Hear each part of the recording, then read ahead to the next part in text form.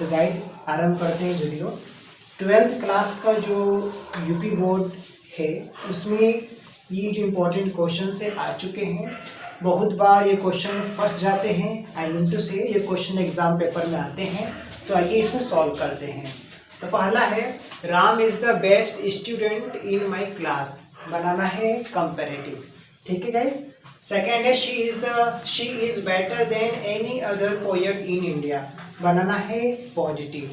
Next आते हैं he completed his education he ran away, बनाना है आपको सिंपल, क्योंकि 12th क्लास का जो सिलेबस है थोड़ा सा ब्रॉड होता है। उसमें आपको डिग्री से रिलेटेड क्वेश्चंस आते हैं, उसमें सिंथेसिस से रिलेटेड क्वेश्चन आते हैं। नेक्स्ट आते हैं I bought a camera the camera was very cheap, ये भी क्या है कॉम्प्लेक्स बनाना है आपको। नेक्स्ट आते हैं he said to me give me something to eat, इसमें आपको इनडायरेक्ट करना है। क्या करना है गाइस? इनडायरेक्ट बनाना है। मीन्स नरेशन है, जहाँ भी आपको कॉमा इन्वर्टेड कॉमा दिख जाए तो समझ जाइए नरेशन है, आपको इनडायरेक्ट बनाना है। नेक्स्ट आते हैं father said do not play, पिताजी ने कहा मत खेलो, ये भी क्या है इनडायरेक्ट बनाना है, मतलब नरेशन है। क्यों? क्योंकि कॉमा इन्वर्टेड कॉमा लास्ट में फुल स्टॉप या क्वेश्चन मार्क गिवन है। लास्ट आते हैं डू इट एट वंस, इससे बनाना है पैसिव वॉइस। क्या बनाना है गाइस? इसे पैसिव वॉइस बनाना है। तो ये इंपॉर्टेंट जो क्वेश्चन है हमेशा बोर्ड एग्जाम में पूछे जाते हैं और इस बार भी पूछे जाएंगे। तो गाइस आइए जान लेते हैं मेथड कैसे सॉल्व करेंगे। तो Ram is the best student in my class, तो सबसे पहले जान लेते हैं गाइस ये डिग्री है। क्या है? डिग्री। तो डिग्री क्या होता है? एक ऐसी अवस्था होता है, किसका अवस्था होता है? जो नाउन की विशेषताओं को बताता है, नाउन को डिस्क्राइब करता है। एक्चुअली वो एडवर्ब हो सकते हैं या एडजेक्टिव होते हैं। तो डिग्री क्या होते हैं? या तो एडजेक्टिव होते हैं या तो एडवर्ब होते हैं। तो देखिए यहाँ पे द बेस्ट लगाया है, इट मीन्स ये सुपरलेटिव डिग्री। डिग्री तीन होते हैं, एक होते हैं पॉजिटिव, दूसरा कंपैरेटिव, तीसरा सुपरलेटिव। ठीक है। जैसे एग्जांपल के तौर पे लेते हैं गुड। गुड कौन सा डिग्री है? पॉजिटिव, मतलब ये समान किसी वस्तु के गुण धर्म को बताते हैं, जिसे कहेंगे पॉजिटिव डिग्री। तो गुड हो गया। अब यदि उसी समान गुण धर्म की चीज दूसरी से तुलना करेंगे तो उससे बनेंगे बेटर। तो गुड के बाद क्या बोलेंगे? बेटर। इसका मतलब गाइस हम ईआर का प्रयोग कर रहे हैं, तो क्या बनता है? कंपैरेटिव। फिर उसके बाद अब कहेंगे वो तो सबसे अच्छा, मतलब सर्वोत्तम सिद्ध करने के लिए हम उत्तमावस्था अर्थात सुपरलेटिव का प्रयोग करते हैं। यहाँ हो जाएगा बेस्ट। तो पूरा क्या हो गया गाइस? गुड, बेटर और बेस्ट। Okay guys. तो जब भी सुपरलेटिव डिग्री होता है तो उसके पहले हम द का प्रयोग करते हैं। किसका प्रयोग करते हैं? द का। बनाना है क्या हमको? कंपैरेटिव। क्या बनाना है गाइस? कंपैरेटिव। तो जब कंपैरेटिव बनाते हैं तो जो सब्जेक्ट होगा उससे लिख देंगे। तो पहले लिख देंगे राम इज, राम इज। अब द नहीं लिखेंगे क्योंकि द प्रयोग करते हैं सुपरलेटिव। अब बेटर, अब देखिए डिग्री क्या होता है? Good, better, best. बनाना क्या है? कंपैरेटिव, मतलब ये वाला बनाना है हमको। तो लिखेंगे बेटर। जब बेटर लिखेंगे तो उसके ऊपर द का प्रयोग हम नहीं करेंगे। तो बोलेंगे Ram is better, BETTER, better. फिर जब कंपैरेटिव डिग्री होता है तो उसके साथ देन का प्रयोग करते हैं, देन का प्रयोग करेंगे। तो बोलेंगे Ram is better than, THAN, Ram is better than. अब गाइस इसमें एनी अपने से जोड़ देंगे, बोलेंगे Ram is better than any other student, ANY, any other student, better than any other student. कहाँ पे? मेरे क्लास में, इन my class, in my class. तो इस तरह से गाइस आपको पूरे 2 नंबर मिलेंगे। तो गाइस जब भी आएगा ये 2 नंबर आपको मिल जाएगा। तो करना कुछ नहीं, सबसे पहले क्वेश्चन को पढ़ेंगे, समझेंगे, तब उसका आंसर देंगे। सेकंड आ जाइए, she is better than any other poet in India. तो गाइस करना क्या है? पॉजिटिव। क्या बनाना है? पॉजिटिव। तो गाइस है किसमें ये? कंपैरेटिव, क्योंकि ईआर लगा है और देन का प्रयोग हुआ है। जब कंपैरेटिव डिग्री होता है तो ईआर लगाते हैं या देन का प्रयोग हम करते हैं, ईआर और देन का प्रयोग करते हैं। कहीं कहीं और भी लगाते हैं, वो बाद में हम कवर करेंगे।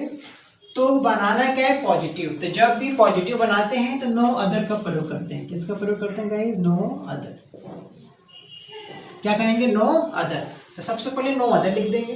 तो लिखेंगे नो, फिर बोलेंगे अदर, नो अदर। कब? जब पॉजिटिव बनाएंगे तब। जब पॉजिटिव बनाएंगे तो नो अदर के साथ हम एज या सो एज का प्रयोग करेंगे। कब? जब पॉजिटिव बनाएंगे तब। तो जब भी पॉजिटिव बनाएंगे हमेशा एज या सो एज का प्रयोग करेंगे। जब वाक्य नेगेटिव होगा तो सो एज का प्रयोग करेंगे, और वाक्य यदि पॉजिटिव होगा तो एज का प्रयोग करेंगे। तो नो अदर, अब इसमें नाउन क्या है गाइस? पोएट, तो बोलेंगे no other poet. It means इसमें ऑब्जेक्ट है तो इस ऑब्जेक्ट बनाएंगे। तो नो अदर पोएट है तो बोलेंगे is, no other poet is. बचा क्या?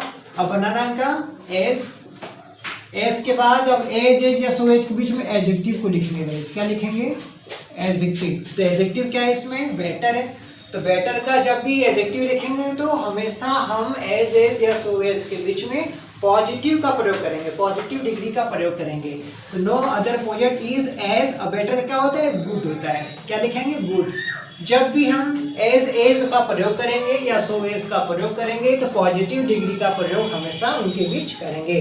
कंपैरेटिव का यूज नहीं करेंगे, सुपरलेटिव का यूज नहीं करेंगे। तो guys no other poet is as, better का हो जाएगा गुड, एज गुड भी होगा as. No other poet is as good as. बचा क्या? शी, तो बोलेंगे she, as good as she in India. तो गाइस इस तरह से आपका ये कंप्लीट, यहाँ से 2 नंबर आपको मिलेंगे। नेक्स्ट आते हैं, he completed his education he ran away. बनाना है आपको सिंपल। जब भी सिंपल बनाते हैं किसी भी, ऑलरेडी ये सिंपल है, ऐसा बात नहीं, ऑलरेडी सिंपल, ये भी सिंपल है, ये भी सिंपल है, लेकिन सिंपल को दोनों में मर्ज करना है, दोनों में मिलाना है। जब दोनों को आपस में मिलाएंगे तो वाक्य ऐसा होना चाहिए जिसमें एक ही सब्जेक्ट हो और एक ही फाइनाइट वर्ब हो। जिसमें एक ही सब्जेक्ट होगा और एक फाइनाइट वर्ब होगा उसे कहेंगे सिंपल। ठीक है। अब फाइनाइट वर्ब क्या होगा?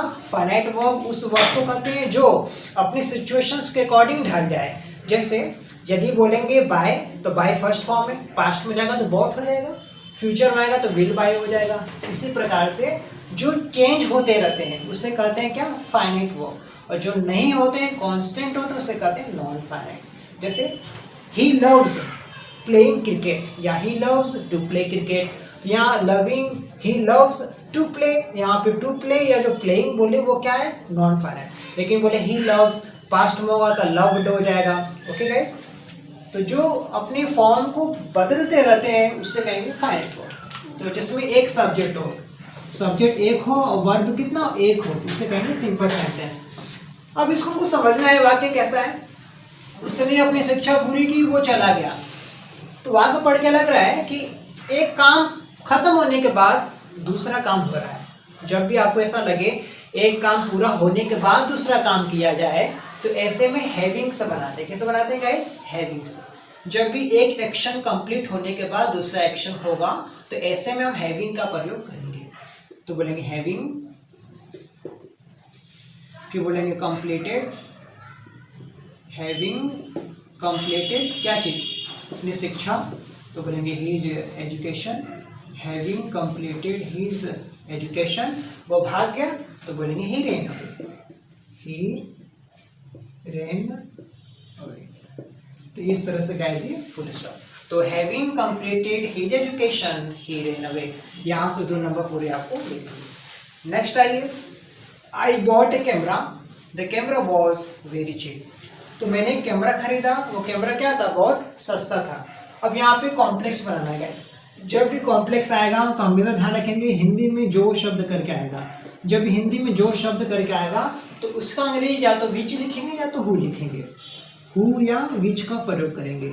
कब? जब कॉम्प्लेक्स बनाना होगा तब। अब इसको पढ़ते हैं।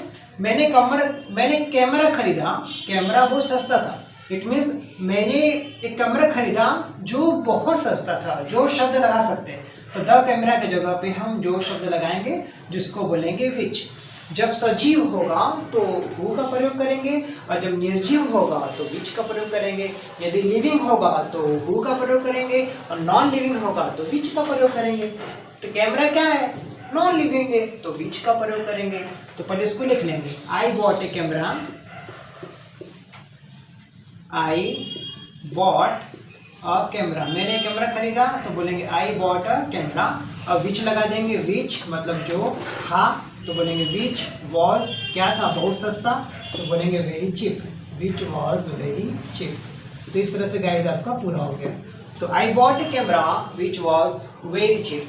तो विच का प्रयोग कर दिए या हु का प्रयोग कर देंगे या वेयर का भी प्रयोग कर सकते हैं। जैसा कंडीशन होगा वैसा हम इन शब्दों का प्रयोग करेंगे और हिंदी में जो जहाँ शब्द करके आते हैं। तो गाइस कॉम्प्लेक्स में दो सब्जेक्ट भी हो सकते हैं, दो वर्ब भी हो सकते हैं, इसमें कोई कंडीशन इसमें कोई बाउंडेशन नहीं है। नेक्स्ट आते हैं, he said to me give me something to eat. इसे करना है इनडायरेक्ट। तो गाइस जब भी हम डायरेक्ट से इनडायरेक्ट बनाते हैं तो एक बात का ध्यान रखते हैं, रिपोर्टिंग वर्ब पास्ट टेंस में यदि है तो रिपोर्टेड स्पीच के टेंस को चेंज करते हैं। लेकिन एक बात का और ध्यान रखना है आपको, यदि वो इन्वर्टेड कॉमा के अंदर का पार्ट यूनिवर्सल ट्रूथ है, क्या है यूनिवर्सल ट्रूथ, यदि वो यूनिवर्सल ट्रूथ है तो चेंज नहीं होगा। ठीक है गाइस, जब यूनिवर्सल ट्रूथ है तो चेंज नहीं होगा। तो गाइस जब यूनिवर्सल ट्रूथ नहीं होगा तो चेंज होगा। ठीक, अब ही सेड टू, इसको कैसे सॉल्व करेंगे? देखिए उसने कहा, मुझसे कहा क्या, मुझे कुछ खाने को दो। तो देखिए स्टार्ट किससे हो रहा है, वर्ब के फर्स्ट फॉर्म से। जब भी क्वेश्चन पेपर में ऐसा आ गया और स्टार्ट होगा वर्ब के फर्स्ट फॉर्म से, तो हमेशा समझ जाएंगे जो वर्ब के फर्स्ट फॉर्म से स्टार्ट होंगे या डू नॉट से, किससे स्टार्ट होंगे, या तो वर्ब के फर्स्ट फॉर्म से या तो डू नॉट से। तो इम्पेरेटिव सेंटेंस होते हैं। कैसे सेंटेंस होते हैं? इम्पेरेटिव। तो ऐसे में कंजक्शन डेट का प्रयोग नहीं करेंगे, टू का प्रयोग करते हैं। एज ए कंजक्शन टू का प्रयोग हम करते हैं। और सेड टू को जो भाव निकलेगा, जो सेंस से निकलेगा उसके अकॉर्डिंग चेंज करेंगे। जैसे उसने मुझसे कहा मुझे कुछ खाने को दो, तो सेंस क्या निकलना है, वो ऑर्डर दे रहा है? नहीं। वो सुझाव दे रहा है? नहीं। वो मुझसे प्रार्थना कर रहा है, रिक्वेस्ट कर रहा है। तो सेड टू की जगह पे हम रिक्वेस्टेड का प्रयोग करेंगे। तो बोलेंगे ही रिक्वेस्टेड मी, REQUESTED। चूंकि ये पास्ट टेंस में है इसलिए ईडी का प्रयोग किए। तो ही रिक्वेस्टेड क्या, मुझसे, तो बोलेंगे मी, ही रिक्वेस्टेड मी। अब इन्वर्टेड कॉमा हटाना है, इसको ब्रेक करना है, तो क्या करेंगे, टू का प्रयोग करेंगे। तो टू लगा देंगे। टू क्यों लगाए हैं? क्योंकि इंपेरेटिव सेंटेंस है जो वर्ब के फर्स्ट फॉर्म या डू नॉट से स्टार्ट होगा, तो ऐसे में टू का प्रयोग हम करते हैं एज ए कंजक्शन। फिर उसके बाद जो वर्ब होगा उसको लिख देंगे। टू के बाद टू को तोड़ दिए, टू लगा दिए, फिर गिव लिख देंगे। टू गिव किसको, मुझे, तो मुझे बोलते हैं मी। अब मी कौन सा पर्सन है, चेक करेंगे। मी फर्स्ट पर्सन है, आई, मी, माई, ये सब क्या है, फर्स्ट पर्सन। तो फर्स्ट पर्सन को किस में चेंज करेंगे, सब्जेक्ट, SON बाई 1 2 3 के रूल को फॉलो करेंगे। तो first person change into subject. तो सब्जेक्ट क्या है गाइस, सब्जेक्ट हमारा है ही। तो ही के अकॉर्डिंग क्या हो जाएगा, हिम। क्यों? क्योंकि यहाँ पे ऑब्जेक्टिव है, तो जैसा केस होगा वैसा यूज करेंगे। आई का ऑब्जेक्टिव मी लगाए हैं तो ही का ऑब्जेक्टिव हिम लगाएंगे। तो टू गिव हिम समथिंग का समथिंग लिख देंगे, फिर टू, फिर इट का प्रयोग हम कर लेंगे। तो इस तरह से गाइस ये कंप्लीट, यहाँ से 2 नंबर पूरा आपको मिलेगा। समथिंग का शॉर्ट फॉर्म गाइस हम STH लिखे हैं, आप मत लीजिएगा। समथिंग फुल फॉर्म लिखेंगे SOM समथिंग। नेक्स्ट आते हैं, father said do not play. देखिए गाइस इन्वर्टेड कॉमा के अंदर का पार्ट कैसा है, डू नॉट से स्टार्ट हो रहा है। जब वर्ब का फर्स्ट फॉर्म या डू नॉट से स्टार्ट हो तो ऐसे में कंजक्शन टू का प्रयोग करते हैं। ठीक, यदि नेगेटिव सेंटेंस है तो टू के पहले नॉट लगा देंगे और सेड को चेंज करेंगे जैसा सेंस निकलेगा। ठीक है, तो फादर ने काम मत कर लो, मतलब पिता क्या कहेंगे, ऑर्डर दे रहे हैं, तो बोलेंगे फादर ऑर्डर, या सजेस्टेड भी बोल सकते हैं, पिता ने सुझाव दिया, या मना किए भी बोल सकते हैं। Father forbade, father forbade to play, father forbade to play. तो गाइस जब फॉरबेड का प्रयोग करेंगे, फॉरबेड में तो मना करना, फॉरबेड का प्रयोग करेंगे तो नॉट का प्रयोग नहीं करेंगे। तो फादर सेड को फॉरबेड में चेंज कर दिए तो फॉरबेड हो गया। फिर उसके बाद नॉट नहीं लगाएंगे क्योंकि फॉरबेड ऑलरेडी नेगेटिव होता है। फिर टू लगाकर जो क्रिया होगा उसको लिख देंगे। ये शॉर्ट ट्रिक है, आप चाहे तो इसको ऐसे भी लिख सकते हैं,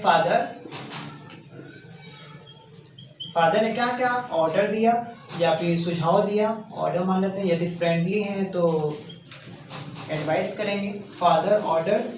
अब डू नॉट लगाए तो टू के पहले नॉट लगा देंगे, father ordered not to play. तो गाइस इसको हम ऐसे भी लिख सकते हैं, यहाँ से 2 नंबर पूरा आपको मिलेगा। Last but not least, do it at once, passive voice बनाना है। तो गाइस उसमें ऑब्जेक्ट ढूंढने क्या है, do it at once.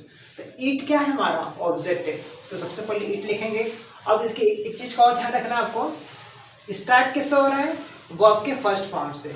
Start किससे हो रहा है, वर्ब के फर्स्ट फॉर्म से। है क्या ये इंपेरेटिव सेंटेंस है कि नहीं, इंपेरेटिव सेंटेंस है। इसका जब पैसिव वॉइस बनाते हैं तो 2 तरीके से बनाते हैं, पहले लेट लिखेंगे, लेट।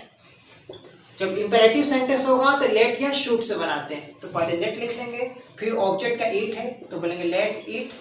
जब पैसिव वॉइस होता है तो बी का प्रयोग करेंगे, तो बोलेंगे लेट ईट बी। और बी के बाद क्रिया लिखेंगे, डू क्रिया है, तो डू का थर्ड फॉर्म क्या होगा, डू डिड डन। तो लेट इट बी डन। बचा क्या गाइस, एट वंस। तो इस तरह से ये आपका कंप्लीट 2 नंबर आपको पूरा दिलाएगा। दूसरा तरीका क्या है जान लेते हैं। डू से स्टार्ट हो रहा है, मतलब वर्ब के फर्स्ट फॉर्म से स्टार्ट हो रहा है, इसके पहले कोई सब्जेक्ट नहीं है। जब भी वर्ब के फर्स्ट फॉर्म से स्टार्ट हो तो ऐसे में गाइस हम लेट या शूट से बनाते हैं। तो सबसे पहले क्या लिखेंगे गाइस, ऑब्जेक्ट, तो लिख देंगे ईट। ईट के बाद शूट का प्रयोग करेंगे, तो बोलेंगे ईट शुड। शूट के बाद बी का प्रयोग करेंगे, तो बोलेंगे इट शुड बी। बी के बाद क्रिया क्या है, डू। डू का third form do did done, तो बोलेंगे इट शुड बी डन। कैसे, तुरंत, तो बोलेंगे एट, फिर बोलेंगे once, it should be done at once. इस तरह से आपका ये कंप्लीट। तो गाइज ये पूरा जो क्वेश्चन है बहुत इंपॉर्टेंट है, बहुत बार क्वेश्चन में आ चुका है, इसे आपको ध्यान से समझना है ताकि आप ग्रामर में अच्छे मार्क्स सिक्योर कर सके। और किसी भी प्रकार का आपको डाउट हो क्वेश्चन सॉल्व करते समय तो आप अपना कमेंट, अपना सुझाव जरूर दें। वीडियो कैसा रहा अपना कमेंट में दें, और आई होप ये वीडियो लेक्चर आपके लिए हेल्पफुल होगा। Thanks for watching this video.